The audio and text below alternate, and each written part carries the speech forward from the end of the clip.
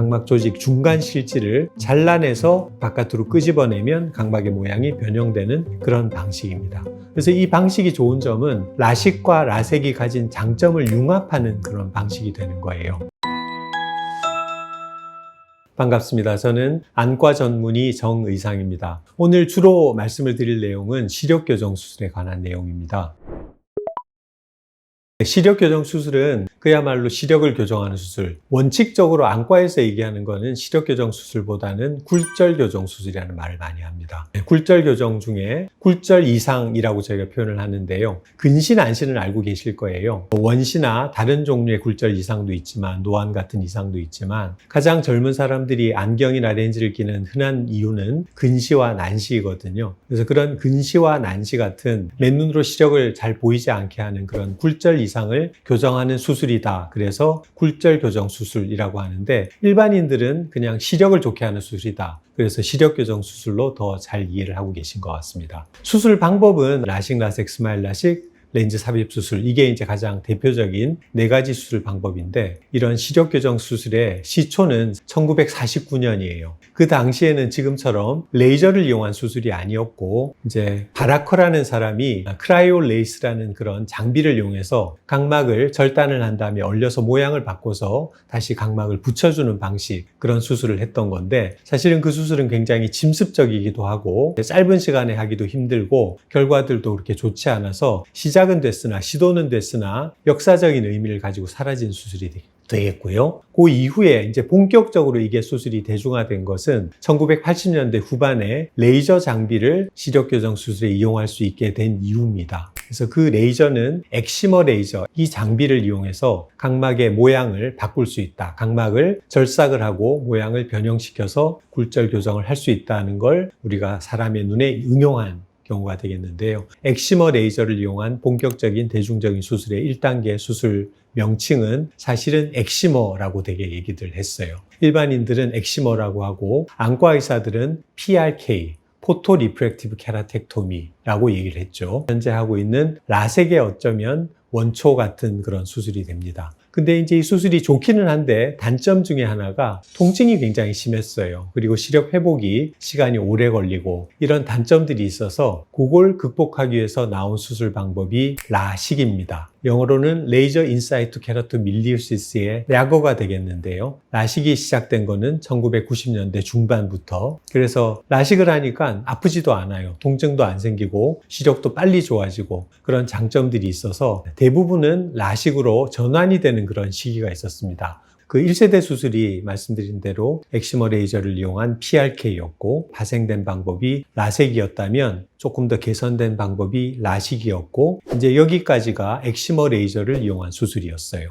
3가지 방법이. 지금도 여전히 엑시머 레이저를 이용한 수술들, 시력 교정 수술이 시행되고 있는데 그중에 PRK는 이제는 하지 않고 라식과 라섹을 하고 있다고 생각하시면 될 것 같습니다. 근데 이제 이런 라식, 라섹을 하고 쭉 의사들이 환자들을 봐왔더니 뭐 좋은 점도 많지만 조금 부족한 점들이 있었다는 거죠. 이제 그런 부족한 점들을 또 개선시킬 수 있는 새로운 수술 방법이 개발이 되었는데 그게 스마일 라식이라는 방법이에요. 정확하게는 스마일이라는 게 조금 더 정확한 명칭입니다. 라식이라고 우리가 얘기를 하는 이유는 라섹보다는 라식의 수술의 원리가 조금 더 가깝기 때문에 스마일 라식이라는 이름을 가지게 됐고 조금 대중적으로는 스마일 라식이라는 이름이 조금 더 인지도가 높은 상태입니다. 그래서 이 스마일 수술은 어떤 거냐면 그동안에 사용했던 라식에서 사용했던 엑시머 레이저가 아닌 새로운 레이저, femtosecond 레이저를 이용한 수술 방법입니다. 역시 레이저를 이용한다는 건 똑같죠. 각막의 수술을 한다는 것도 똑같고 그래서 femtosecond 레이저의 특징은 우리가 이 엑시머 레이저는 특징이 처음에 닿는 조직이 영향을 받게 돼 있어요. 그래서 라식, 라섹 모두가 엑시머 레이저를 쏘면 엑시머 레이저가 처음에 닿는 부분이 포토 어블레이션이라고 해서 절삭이 되거든요. 깎이는 거예요. 그래서 그걸 수많은 레이저 빔을 쏴서 각막을 깎아서 각막을 성형 수술을 하는 거거든요. 근데 femtosecond 레이저는 그렇지 않고 각막의 어떤 부분이든지 내가 원하는 지점에 포커스를 해가지고 그 자리에 디스럽션을 일으킬 수 있어요. 깎아내는 방식이 아니라 잘라내는 방식입니다. 저는 쉽게 레이저 칼이라는 얘기를 많이 하는데요. 그러니까 우리가 특정 환자의 근시를 제거하기 위해서 필요로 하는 제거돼야 되는 각막의 조직을 렌티큘이라고 제가 얘기를 하거든요. 거거든요. 그 렌티큘의 앞쪽 면과 뒤쪽 면을 femtoseconds 레이저를 이용해서 레이저 칼로 잘라내는 방식이라고 이해를 하시면 될 것 같아요. 반면에 라식, 라섹에서는 레이저를 쏴서 각막을 아주 작은 조각으로 깎아내서 결국은 최종적으로 모양을 만드는 거고, femtoseconds 레이저는 각막 조직 중간 실지를 잘라내서 바깥으로 끄집어내면 각막의 모양이 변형되는 그런 방식입니다. 그래서 이 방식이 좋은 점은 라식과 라섹이 가진 장점을 융합하는 그런 방식이 되는 거예요. 그래서 라식의 장점인 통증이 없고 시력이 빨리 좋아지는 걸 그대로 유지를 하면서 라섹처럼 각막을 좀 더 안전하게 깎을 수 있는, 외상에 대해서 취약하지 않은 그런 방식을 도입하게 된 게, 지금 현재로 보면 어떻게 보면 발전 단계로 따지면 3단계가 스마일 라식이라고 할 수가 있겠죠. 근데 이런 라식, 라섹, 스마일 라식은 각막의 형태를 변형을 시켜서 근시와 난시를 교정하는 그런 각막 성형 수술이거든요. 이 수술은 어떻게 보면 교정할 수 있는 도수에 한계가 있어요. 왜냐하면 기본적으로 저희가 근시를 교정하기 위해서는 각막 실지를 일부를, 조직을 제거를 해야 되거든요. 쉽게 얘기하면 원래 본인이 가지고 있던 각막 두께가 얇아지는 겁니다. 근데 도수가 높으면 높을수록 많이 얇아지게 돼요. 근데 이 각막이라는 조직은 상상을 해보시면 알 텐데 굉장히 얇은 조직이에요. 각막의 정상적인 두께는 한 520에서 530 마이크로미터 정도가 되는데, 우리 일반적으로 종이 한 장의 두께가 한 100 마이크로 정도 되거든요. 종이 한 5장, 6장 정도 되는 굉장히 얇은 조직인데, 이걸 생각을 해보세요. 아주 심한 도수를 깎는다고 생각해보면 나중에는 각막이 정말 종이장처럼 얇아지겠죠. 그러면 여러 가지 2차적인 문제들을 일으킬 수 있어요. 결국은 각막 수술로 교정할 수 있는 도수에 한계가 있거든요. 그걸 초과하는 도수, 그런 경우에는 각막 수술로는 근시를 완전히 교정할 수 없고, 그때는 각막을 건드리지 않고 눈 속에 컨택트 렌즈를 삽입하는 렌즈 삽입 수술을 하게 되는 겁니다. 그게 이제 지금 환자분들이 가장 많이 알고 있는 ICL 렌즈와 같은 안내 렌즈 삽입 수술이 되겠습니다. 지금 현재 가장 많이 시행되고 있는 것들은 각막 시력 교정 수술 중에 라식, 라섹, 스마일 라식, 그리고 이런 것들로 충분히 교정할 수 없는 아주 심한 근시나 난시, 혹은 각막의 형태가 좀 문제가 있는 사람들한테 하는 안내 렌즈 삽입 수술, 이 4가지 방법이 가장 대중적으로 많이 쓰이는 방법이라고 할 수 있을 것 같습니다. 네, 제가 스마일 라식에 대해서 애정을 좀 더 많이 가지고 있는 이유는 제가 국내에서 처음으로 이 수술을 집도한 의사이기 때문입니다. 이 수술이 초기에는 사실은 의사들한테도 그렇게 관심을 받지를 못했어요. 저는 원래 성격상 새로운 수술을 시행을 하고 그 결과를 이렇게 연구를 하고 이런 것들을 굉장히 즐기는 그런 의사였는데, 마침 이 스마일 수술을 할 수 있는 비주맥스라는 장비를 제작한 독일의 칼 자이스 메디텍사에서 저한테 임상 연구에 대한 의뢰가 왔던 거죠. 제가 삼성의료원의 대학 교수로 있던 당시에, 제가 2008년도였던 걸로 기억하는데, 그때 칼 자이스 메디텍 코리아의 직원분께서 저희 연구실을 방문해서 이런 수술 방법, 새로운 개념의 수술이 지금 시도가 되고 있고, 이런 수술을 위해서 장비를 만들었는데 그 장비를 교수님이 접목을 해서 수술을 한번 해보실 의향이 있으십니까? 연구를 해보시겠습니까? 라고 저한테 제안을 먼저 했고요. 저는 흔쾌히 그걸 받아들였죠. 왜냐하면 그 당시에 제가 라식, 라섹을 하고 있으면서도 이런 부분들이 조금 아쉽다, 조금 더 개선이 돼야 되겠다, 그런 기대를 가지고 있던 차에 그런 컨셉에 대해서 얘기를 들어보니 이 방법은 미래가 있는 방법이겠다라는 그런 감이 왔거든요. 그래서 제가 그게 동참을 하기로 했고, 그래서 이제 독일을 방문을 하기도 하고, 그 수술을 실제 임상 실험을 하고 있던 인도에 있는 의사도 방문을 하고, 칼 자이스 메디텍 본사 독일의 이에나도 방문을 하고, 이러면서 회사 사람들과 그리고 이 수술을 먼저 시행을 하고 있었던 당시에 다른 국가의 그런 의사들과도 교류를 하면서 이 수술을 위한 그런 연구단체가 설립이 됐습니다. 그래서 전 세계에 있는 11명의 닥터가 그때 참여를 했고, 한국에서 유일하게 제가 참여를 해서 연구를 하고 이 수술을 실제 환자에게 시술을 한 게 2011년도가 됩니다. 그래서 그 당시에 첫 시술을 한 게 아직도 기억이 생생해요. 실제 강남 지역에서 시력교정 수술을 하는 병원들에서 이 수술을 시작했고, 그 당시에 이제 지금 한 10년 이상의 시간이 지난 지금은 라식, 라섹보다 스마일 라식을 더 많이 하는 그런 상황이 된 거죠. 그만큼 스마일 라식이 시력교정 수술의 어떤 대명사가 되었기 때문에, 그 초기에 이런 수술을 개발하는 과정에 제가 참여를 했기 때문에 저는 스마일 라식에 대해서 굉장히 애정을 많이 가지고 있습니다. 시력교정 수술을 하는 굉장히 많은 병원들이 있고 많은 의사들이 있고 또 이런 수술을 도와주는 많은 회사의 장비들이 있습니다. 근데 이제 엄격하게 얘기를 하자면 스마일이라는 수술 명칭, Small Incision Lenticular Extraction이라는 용어의 약자인데요. 이 스마일이라는 용어를 쓸 수 있는 회사는 전 세계 단 하나의 회사, 단 하나의 장비밖에 없어요. 그게 이제 칼자이스 메디텍 비주맥스라는 femtosecond 레이저 장비입니다. 그런데 이게 특정 장비나 그런 컨셉은 특정 기간이 지나면 페이턴트가 풀리거든요. 그러니까 특허가 풀려요. 그러면 이제 그런 카피 제품들이 나오게 돼요. 약품도 그렇고 이런 장비도 그런 건데 그래서 최근에 한 2, 3년 사이에 비주맥스 장비를 어떻게 보면 카피를 한 똑같은 femtosecond 레이저의 원리를 이용한 그런 장비들이 몇 개의 회사에서 나와서 지금 시행이 되고 있는데 이제 비주맥스라는 장비보다 조금 더 최근에 시장에 나왔다는 그런 이유로 인해서 4세대다, 뭐 5세대다, 심지어는 뭐 6세대다 이런 막 광고들을 하고 있는데 엄격하게는 이런 것들은 학술적인 의미는 없습니다.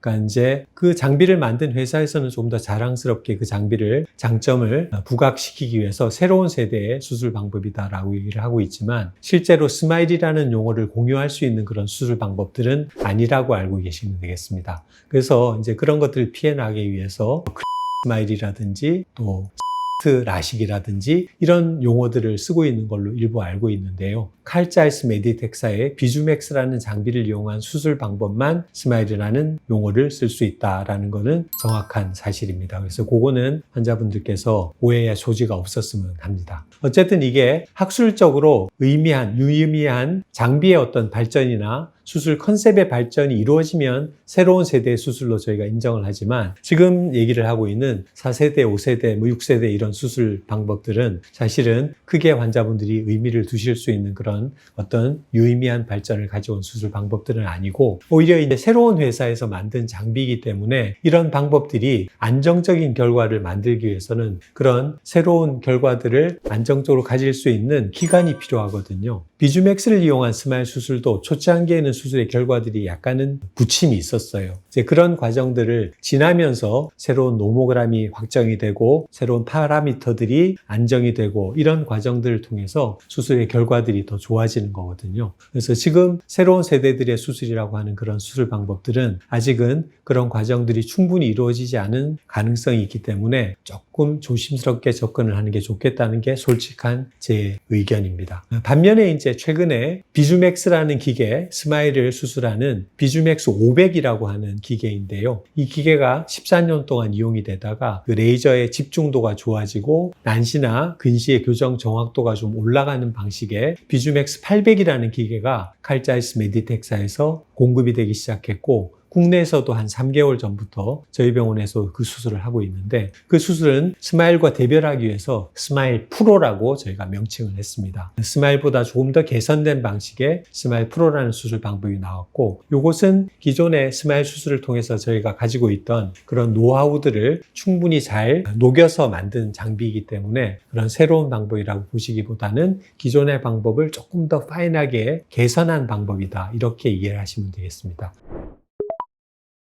저는 예전에는 이제 라식 라섹이 상당히 많은 사람들이 관심을 가지고 수술을 할 때는 라식 라섹에 비해서 스마일 라식이 어떤 장점이 있는지를 환자랑 상담을 긴 시간을 통해서 해서 설득을 해서 스마일 라식 수술을 되게 진행을 했다면 지금은 사실 환자분들이 이미 다 교육이 돼서 오는 경우들이 많아요. 그래서 라식 라섹보다 스마일 라식이 좀 더 좋은 수술이라는 거 그런 개념들을 이미 가지고 계시기 때문에 각막 수술을 할 수 있다고 하면 저는 두 가지 방법보다는 스마일 라식을 당연히 더 추천을 드립니다. 라식과 라섹이 가지고 있던 단점들 예를 들면 라식이 가지고 있는 외상에 대한 취약성이나 원추각막이나 각막 확장증이 생길 수 있는 확률 또 건조증에 대한 어떤 심한 우려 그런 것들을 버린 수술 그게 이제 스마일 라식이 되겠고 라섹이 가지고 있는 단점 예를 들면 수술 이후에 일부 환자에서 생기는 각막의 혼탁이라든지 스테로이드에 의한 안압의 상승이라든지 뭐 이런 부분들을 단점을 버릴 수 있는 방식으로 개선된 게 스마일 라식이거든요. 그래서 당연히 세 가지 방법이 다 가능하다면 각막 수술 중에는 스마일 라식을 권해드릴 겁니다. 아마 지금 스마일 라식 장비를 가지고 있는 병원이라면 모든 병원 병원들이 아마 그런 방식으로 접근을 할 거예요. 단지 이제 모든 병원들이 스마일 라식을 할 수 있는 장비를 보유하고 있지는 않기 때문에 그런 스마일 라식 장비를 보유하지 않은 병원에서는 아마 라섹을 권유할 수도 있을 겁니다만, 그 장비를 가지고 있는 병원이라면 세 가지 방법이 다 가능하다면 당연히 스마일 라식을 진행을 하게 될 겁니다. 반면에 이제 아까 얘기 드린 대로 각막 수술을 하기 힘들 정도로 근시가 심하다거나 각막의 두께가 얇다거나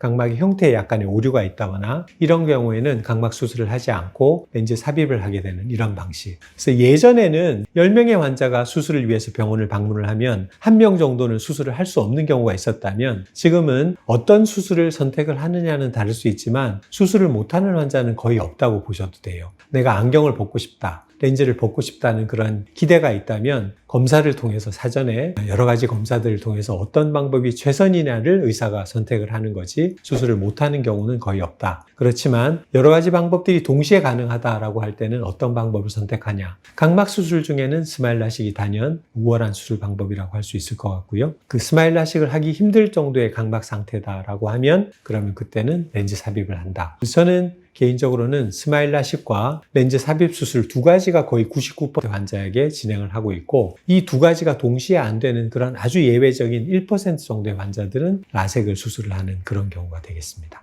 그래서 이제 각막 수술 중에는 스마일 라식이 가장 특장점이 많고 단점이 적은 수술인데, 똑같은 스마일 라식도 제가 얘기 드린 대로 스마일 프로라는 수술 방법이 새로 나왔습니다. 그래서 기존의 컨셉은 똑같지만 그 과정, 그 수술을 수행하는 과정이 조금 더 안전해지고 환자분이 수술 도중에 어떤 문제가 생길 확률이 적어지고 수술 이후에 정확도가 더 높아지는 방법이 스마일 프로이기 때문에, 만약에 스마일 프로를 수술을 하실 수 있다면 당연히 스마일보다는 또 스마일 프로를 조금 더 권장을 해드리게 됩니다.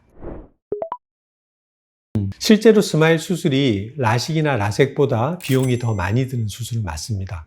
그러니까 수술비가 비싼 거죠. 환자분 입장에서는 경제적으로 좀 부담이 되실 수가 있는데, 그건 뭐 그럴 수밖에 없는 여러 가지 이제 타당한, 합당한, 저희들이 보기에는 합당한 이유가 있는 거죠. 그래서 이제 그 제일 중요한 이유는 수술을 할 때 우리가 사용하게 되는 레이저 장비와 그리고 소모품의 비용이 라식, 라섹에 비해서는 많이 들기 때문에 그래요. 쉽게 얘기하면 우리가 음식을 만들 때 좋은 식재료, 비싼 식재료를 이용해서 음식을 만들게 되면 음식값은 비싸질 수밖에 없는 거죠. 스마일 라식이 그런 경우거든요. 우리가 수술할 때 쓰는 레이저 장비가, 이게 뭐 이런 말씀을 드려도 되는지 몰라도 레이저 장비 하나의 가격이 10억이 넘는 아주 고가의 장비입니다. 게다가 수술을 한 명 할 때 쓰는 PI라는 그 소모품의 장비, 일종의 이거는 회사에서 필요로 하는 라이센스 장비라고 보시면 되는데요. 그 PI라는 제품을 만드는 데 드는 비용은 아마 그렇게 비싸진 않을 거예요. 근데 회사에서 그걸 수술한 의사한테 판매할 때 그 가격에는 이 스마일 라식이라는 수술을 개발하기 위해서 자기들이 투자한 그런 연구비라든지 이런 것들이 다 묻어 있는 거거든요.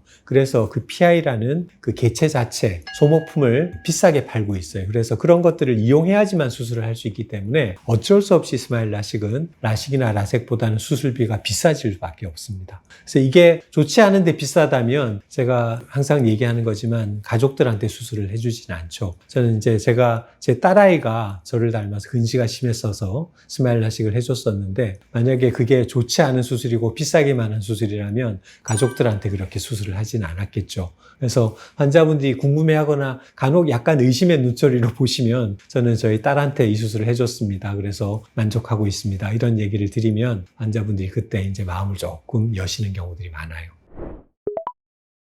상담하다가 보면 굉장히 좀 걱정이 많은 환자분들 계세요. 그런 분들 걱정 중에 뭐가 걱정되세요? 물어보면 아주 노골적으로 그런 얘기 하십니다. 혹시 이 수술 잘못돼가지고 제 눈 실명하면 어떡하죠? 이런 얘기들을 하세요. 실제로 조금 의외긴 한데 그런 고민을 하는 분들이 계신 것 같아요. 근데 제가 단언코 얘기 드리는데 절대로 실명하는 일은 없습니다. 실명할 수가 없습니다. 라섹도 그렇고요. 스마일 라식도 그래요. 실명할 만큼 그렇게 위험한 수술이지도 않고 그런 상황이 되도록 방치하지도 않습니다. 물론 수술이 한 번에 완벽하게 되지 않을 수는 있어요. 예를 들면 스마일 라식의 경우에 레이저를 조사하는 시간이 한 25초가량 되는데, 환자분들도 알고 계시겠지만 그 25초의 시간 동안 환자분이 눈을 심하게 움직이면 수술이 중단되는 경우가 있거든요. 물론 눈을 움직이지 못하게 저희가 안전장치를 해요. 눈 동자를 고정해서 딱 잡는, 아까 제가 PI 얘기 드렸는데 PI라는 장치가 눈 동자를 움직이지 못하게 고정을 기계적으로 딱 한 상태에서 레이저를 쏘기 때문에 약간씩은 눈을 깜빡이거나 움직이려고 해도 움직여지지 않아요. 안전장치가 되어 있는데 정말 긴장을 많이 하는 분들은 그걸 이겨낼 정도로 심하게 눈을 감거나 눈을 엉뚱한 곳을 보는 경우가 있거든요. 그럴 때는 석션 브레이크라고 해서 수술이 중단이 됩니다. 설사 그렇게 된다고 해도 실명되지 않아요. 수술을 미뤄서 할 뿐이지 나중에 수술할 때 다시 요령을 다시 인지를 시키고 안전하게 수술을 진행을 하면 또 좋은 시력을 얻을 수 있거든요. 그런 상태이고 라섹도 마찬가지입니다. 라섹을 할 때 예전에는 사실 그런 장치가 초기에는 없었지만 지금은 환자분이 눈을 움직이면 적외선 카메라가 그 움직임을 감지를 하고 레이저가 추적을 해요. 그러니까 움직이면 쫓아가서 수술을 하는 거죠. 엑시머 레이저를 이용한 수술은 환자의 움직임을 레이저가 추적해서 수술을 하게 되고 스마일 같은 경우는 추적을 할 필요는 없지만 환자가 눈을 움직이지 못하게 눈을 딱 고정을 한 상태에서 붙잡고 레이저를 쏘기 때문에 움직일 수가 없다. 이렇게 이해를 하시면 될 것 같아요. 그래서 수술 도중에 레이저가 엉뚱한 곳에 맞아서 실명을 한다거나 이런 일은 절대로 있을 수가 없는 일이다. 이거는 누군가가 퍼뜨린 괴담이다. 가짜 뉴스다라고 생각하시면 될 것 같습니다.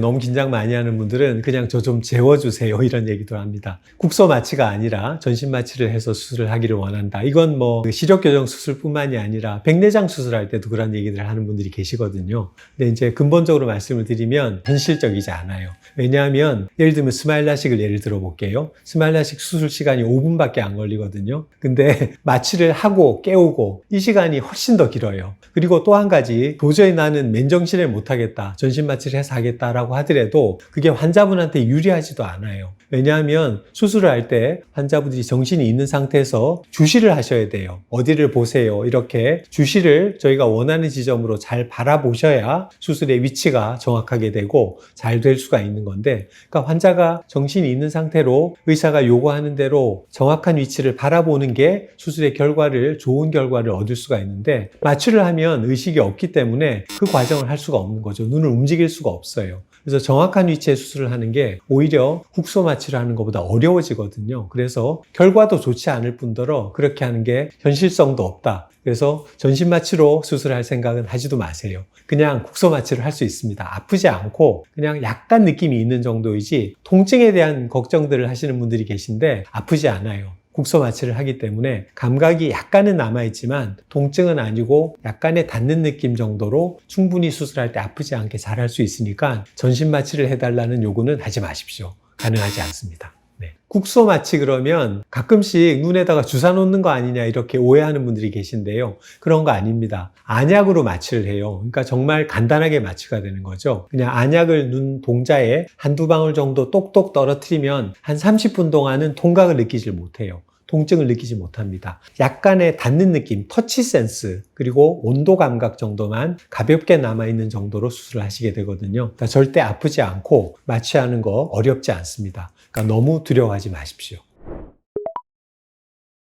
가장 환자분들이 많이 걱정하는 게 두 가지, 안구 건조증, 빗번짐. 근데 이제 이 두 가지는 어떤 시력 교정 수술을 해도 모든 환자들에서 조금씩은 생길 수밖에 없는 불가피한 증상이다라고 일단은 인정은 해야 될 것 같아요.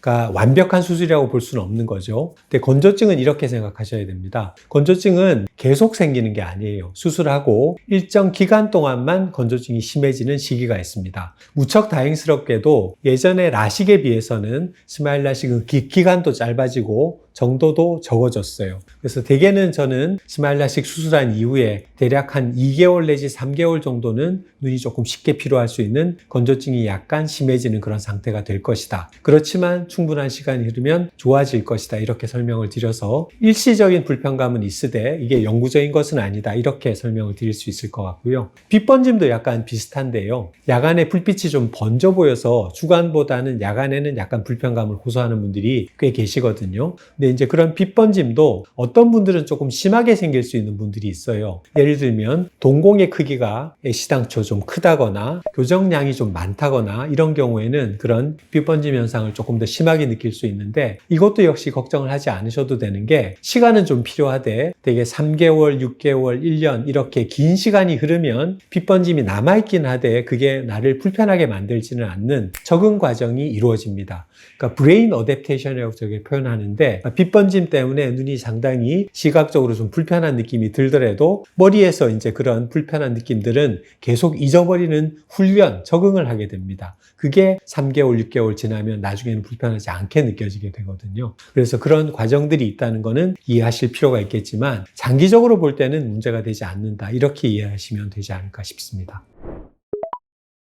그 시력교정 수술 방법을 결정하는 것은 절대 환자분 본인이 하실 수는 없어요. 여러 가지 정보들이 인터넷에 돌고 있기 때문에 유튜브에도 그런 동영상도 많고 정보들이 많잖아요. 근데 그런 정보들 중에 일부는 약간 잘못된 정보들도 있거든요. 근데 그런 잘못된 정보에 오염이 돼서 판단을 하실 때는 잘못된 판단을 하실 수가 있습니다. 그래서 본인이 그냥 본인의 그런 어떤 감정으로 정보들을 보시고 나는 이걸 해야 되겠다라고 결정하시는 분들도 꽤 많은 것 같은데 그거는 올바른 방법은 아니라고 저는 말씀을 드리겠습니다. 가장 좋은 방법은 역시 시력교정 전문 병원을 방문을 하셔서 수십 가지 검사를 신중하게 한 이후에 의사와 환자가 직접 대화를 나누면서 어떤 방법이 최선일지를 선택하는 게 가장 안전하고 정확한 것이다. 그렇게 말씀을 드리겠습니다. 검사하는 그런 방법들에 대해서는 환자분들이 알고 계시는 분들도 계신데 제일 중요한 거는 근시의 양이죠. 근시의 양, 난시의 양, 난시의 축, 방향, 그것 말고도 각막의 모양, 각막의 두께, 동공의 크기, 건조증의 정도, 그리고 다른 질환이 있는지 존재 여부, 예를 들면 시신경이나 망막에 다른 질환이 없는지 이 모든 것들을 다 신중하게 검사를 하기 위한 방법들을 동원을 다 하고 나서 그리고 나서 수술 방법을 결정하게 됩니다. 우리가 네이버에 강남 시력교정 수술 이렇게 치면 아마 수십 병원들이 이제 홍보가 나올 겁니다. 근데 그 병원들에 대해서 그 병원을 판단하는 건 쉽지 않을 수도 있어요. 그래서 제가 그냥 제안 드리는 방법은 일단은 제일 중요한 거는 수술을 하는 의사라고 저는 생각을 합니다. 의사가 얼마나 경험이 많고 그리고 지식이 많은 사람인지 이 수술에 대해서 많은 경험을 가지고 있는지가 제가 보기에는 가장 환자분이 관심을 가져야 되는 분야거든요. 그래서 이제 그런 정보들은 각 병원의 홈페이지에 가면 이미 다 나와 있기 때문에 그 홈페이지를 방문하셔서 그 의사의 어떤 경력과 경험을 간접적으로 판단하는 게 이제 1번이 되겠고요. 뭐 조금 더 쉬운 방법이라면 주변의 지인들, 예를 들면 친구라든지 가족이라든지 수술을 받은 사람들을 통해서 그 병원에 예를 들면 저희 병원의 의사나 병원의 장점 이런 것들을 간접적으로 경험을 하실 수가 있으니까 이런 게 좋을 거고 저는 그래서 그런 방식으로 몇 개의 병원을 선정한 다음에 직접 방문을 해보는 걸 권유를 드립니다. 그러니까 뭐 저희가 이건 그렇게 간단하게 해야 될 일은 아니고 평생을 함께 가야 될 그런 결과를 결정짓는 그런 수술이기 때문에 조금 더 신중하게 해야 된다고 생각하면 이제 그런 방식으로 아까 제가 얘기 드린 방식으로 병원과 그 병원의 의사에 대한 충분한 정보를 보고 이 병원이 신뢰가 간다라는 병원을 몇 개의 병원을 선택을 한 다음에 그 병원을 직접 방문을 해서 본인이 직접 경험해보고 의사와 얘기도 나눠보신 이후에 최종적으로 내가 제일 마음에 끌리는 의사한테 수술을 받는 게 제일 좋은 방법이 아닐까 저는 그렇게 판단을 합니다. 병원을 선택할 때 또 하나 제가 빠뜨린 게 있는데요. 사실은 이 시력교정 수술은 장비에 대한 의존성이 굉장히 높은 수술입니다. 예를 들면 저희 병원에 비주맥스 500이나 비주맥스 800 장비가 없었다면 저는 수술을 할 수 있는 잘하는 의사, 준비된 의사이지만 스마일이나 스마일 프로 수술을 할 수 없겠죠. 그래서 본인이 원하는 수술, 예를 들면 스마일이나 스마일 프로를 하시고 싶다면 그 수술을 할 수 있는 칼자이스 메디텍사의 스마일 비주맥스 500이나 비주맥스 800이라는 장비가 있는 병원인지를 미리 확인을 하고 방문을 하시는 게 좋을 것 같습니다. 그리고 또 하나 노파심에 말씀드리는데 간혹 환자분들께서 병원을 방문하면 수술 안 하고 그냥 집에 가시면 크게 야단을 맞을 줄 아시는 분들이 계시는데 실제로는 그렇지는 않습니다. 충분히 오셔서 상담을 해보거나 검사를 해보시고 수술에 대해서 조금 두려워서 수술을 조금 보류하고 싶다거나 또 다른 병원을 방문하기를 원하신다면 저희도 아무렇지 않게 좋은 마음으로 충분히 잘 가시라고 인사드릴 수 있으니까요. 수술 병원 방문하실 때 너무 수술을 꼭 해야 되는 의무적인 그런 느낌을 가지고 오실 필요는 없다. 그것도 미리 말씀을 드리고 싶습니다. 근시퇴행, 근시재발이라는 표현을 쓰는데요. 그러니까 결국 근시를 수술을 했는데 그 효과가 계속 지속되지 않는다는 얘기잖아요. 근데 여기에는 사실 두 가지가 있습니다. 이 두 가지를 저희가 딱 구별하는 건 쉽지는 않은데요. 첫 번째는 수술 효과가 떨어지는 거예요. 예를 들면 내가 수술 전에 마이너스 5디옵터의 근시가 있어서 그 수술을 했는데 교정이 됐다가 수술 이후에 1년, 2년 경과하면서 마이너스 1디옵터 정도의 근시가 재발하는 분들이 계시거든요. 많은 경우가 수술 효과가 5디옵터가 그대로 유지가 되지 않고 다시 4디옵터 교정 효과로 떨어지는 거죠. 그러니까 쉽게 얘기하면 엑시머 레이저 혹은 femtosecan 레이저를 이용해서 라섹, 스마일 라식을 해서 각막 모양을 변형을 시켜놨는데 그 변형된 모양이 그대로 있지 않고 예전 모양으로 약간 복원이 되는 겁니다. 그렇게 되면 교정 효과가 떨어지게 돼요. 근데 이것만 있는 게 아니라 예를 들면 렌즈 삽입 수술을 해도 근시가 재발되는 분들이 계시거든요. 그건 이걸로 설명이 안 돼요. 왜냐하면 눈 속에 넣는 렌즈는 변형이 되지 않아요. 효과가 달라지지 않거든요. 예를 들면 마이너스 10디옵터의 근시를 마이너스 10디옵터의 렌즈를 넣어서 근시를 교정을 했다. ICL 렌즈를 넣었다 할 때 그 렌즈는 모양이 변하지 않기 때문에 10디옵터의 교정 효과는 그대로 유지가 되는데도 불구하고 1년, 2년 후에 마이너스 1이나 2디옵터의 근시가 재발하는 경우가 있어요. 이거는 수술 효과의 저감이 아니라 근시 자체의 진행이에요. 그러니까 원래 나이가 한 만 20세 이후에는 근시가 진행하지 않는 게 일반적이에요. 근데 예외적으로 어떤 환자들은 특히 고도근시가 있는 환자들은 20대, 30대, 40대에도 근시가 조금씩 진행하는 경우가 있거든요. 이 경우에는 기존에 존재하던 근시를 완벽하게 교정을 해도 그 이후에 진행하는 근시는 우리가 막을 수가 없는 거죠. 그래서 이 두 가지가 혼재되어 있거나 단독으로 발생할 경우에 근시가 재발하거나 근시가 퇴행한다. 이렇게 보시면 될 것 같아요.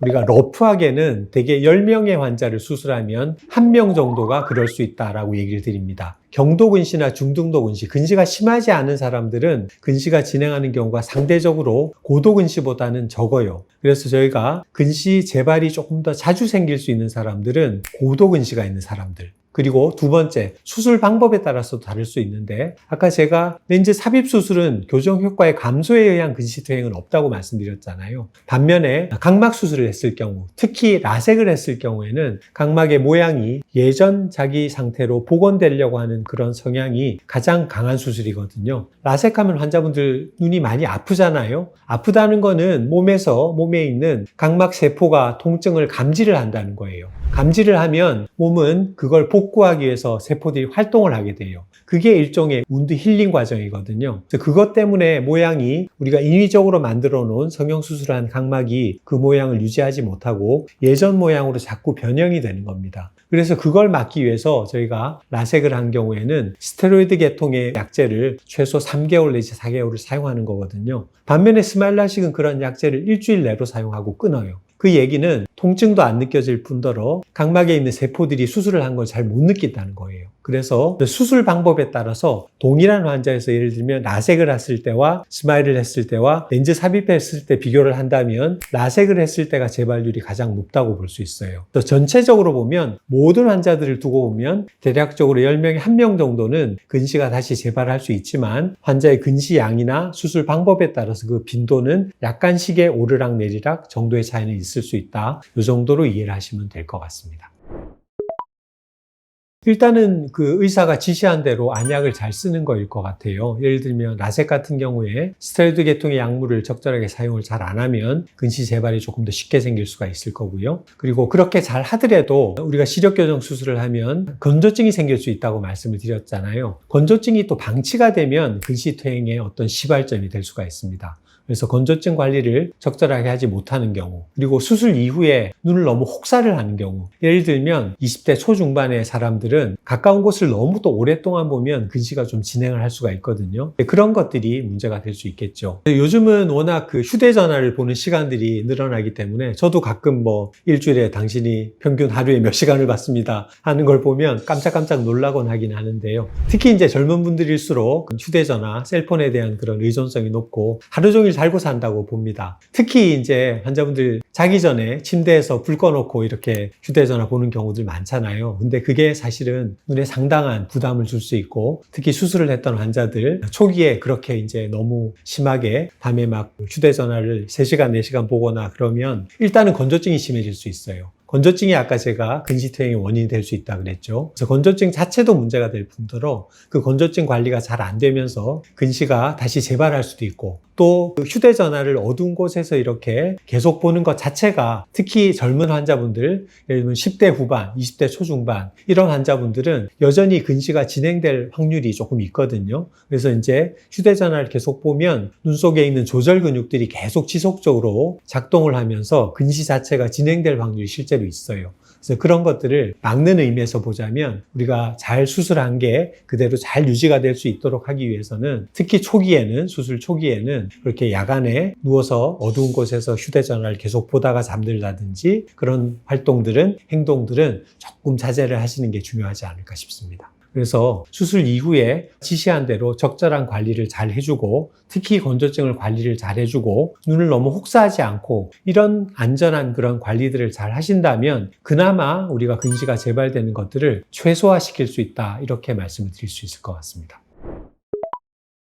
근시퇴행이 와도 수술을 다시 해서 고칠 수 있습니다. 물론 근시퇴행이 왔다고 모든 환자들이 수술하진 않아요. 예를 들면 내가 시력을 1.0, 최대 교정 시력이 1.0이라고 했을 때 근시퇴행이 와서 시력이 0.9, 0.87 이렇게 떨어진다고 볼 때 되게 한 0.9나 8이 됐을 때는 환자분들이 약간 시력이 떨어지긴 했지만 일상생활을 하는데 크게 지장은 없어요, 이런 반응을 보일 수도 있거든요. 그럴 때는 재수술을 하는 게 의무적인 건 아니에요. 내가 일상생활을 할 때 불편할 정도로 심하게 근시퇴행이 생겼다, 그럴 경우에는 나는 안경을 또 써야 될 것 같다, 이런 느낌을 받을 때는 재수술을 고려를 할 수가 있는데요. 그때 제일 많이 고려하는 수술 방법은 라섹입니다. 재수술은 초기에 1차 수술을 라섹을 했던, 스마일을 했던, ICL을 했던 가장 간단하게 치료할 수 있는, 경도근시를 치료할 수 있는 수술 방법은 라섹입니다. 그런데 예외적으로 이런 건 있어요. ICL 수술을 했거나 아니면 예전에 라식이나 아니면 스마일 라식을 했는데 1차로 수술할 때 굉장히 각막의 조직을 많이 제거를 했다, 그런 경우에는 각막 수술을 또 하기가 힘든 경우가 있거든요. 그럴 땐 오히려 2차 수술을, 렌즈 삽입 수술을 하는 경우들도 최근에는 많이 늘어나고 있어요. 그래서 그 수술 방법, 재수술에 있어서 어떤 방법을 선택하는 게 최선일까 하는 그 선택도 결국은 전문 의사와 상담을 한 이후에 결정을 하는 게 좋을 것 같습니다. 그래서 과거에 수술을 받았는데 시력이 최근에 좀 나빠진 것 같다, 그런 좀 걱정을 하고 계신 분이라면 너무 걱정하지 마십시오. 이건 뭐 어떻게 보면 10%에 들었다는 그런 약간 좀 내가 불행한 느낌을 받을 수도 있겠지만 꼭 그렇게 부정적으로 생각하지 마시고, 이건 방법이 있거든요. 어떻게든 저희가 해결을 해드릴 수 있는 안전한 방법들은 항상 존재하기 마련입니다. 그러니까 혼자 너무 고민하지 마시고 일단 병원을 방문해서 어떻게 치료를 하는 게 좋을지, 실제 치료하는 게 좋을지 이런 것들도 상담을 해볼 수 있고, 또 아주 예외적으로는 건조증이 일시적으로 좀 심해져서 근시가 나빠지는 그런 경우들도 있거든요. 그래서 이제 그런 예외적인 경우에는 인공 눈물을 잘 쓰시고 건조증 관리를 잘 하는 것만으로도 근시가 다시 좋아지는 경우도 있기 때문에 내가 시력이 나빠졌다고 해서 너무 낙담하지 마시고 불행해하지 마시고 병원을 방문해서 어떤 식으로 접근을 할 건지, 수술을 다시 한다면 어떤 방법이 최선일지 그런 것들을 신중하게 잘 의사분과 상담을 하시면 또 좋은 시력을 다시 만들어 드릴 수가 있으니까요. 너무 걱정하지 마십시오. 그리고 또 하나, 2번 수술을 하게 되는 경우가 있는데 2번 수술을 했을 때 환자분들한테 여쭤보면 또 걱정이 하나가 있어요. 2번 수술을 했는데 또 나빠지면 어떡합니까? 그래서 이제 그런 얘기를 할 때 저는 말씀을 드리는데요. 아까도 얘기 드렸지만 시력 교정 수술을 했을 때 근시가 재발한다고 해서 내가 원래 나빴던 그 도수로 100% 돌아가는 경우는 거의 없어요. 부분적인 재발을 하거든요. 예를 들면 5디옵터를 교정을 했다고 하면 그 5디옵터의 대략 한 20% 선후 1디옵터 내외의 근시가 재발을 하게 되거든요. 예를 들면 재발을 해서 1디옵터를 수술을 했다고 합시다. 1디옵터 20%는 얼마예요? 0.2디옵터밖에 안 되죠. 2차 수술을 하고 3차 수술까지 가게 되는 경우는 저도 거의 20년 동안 이 수술을 해왔지만 본 적이 없어요. 그러니까 3차 수술까지 또 재발을 하는 경우는 거의 없다고 보셔도 되니까 수술 또 하게 되면 어떡하지? 이런 생각으로 2차 수술을 보류를 하거나 두려워하실 필요는 없다, 이렇게 말씀드릴 수 있을 것 같습니다.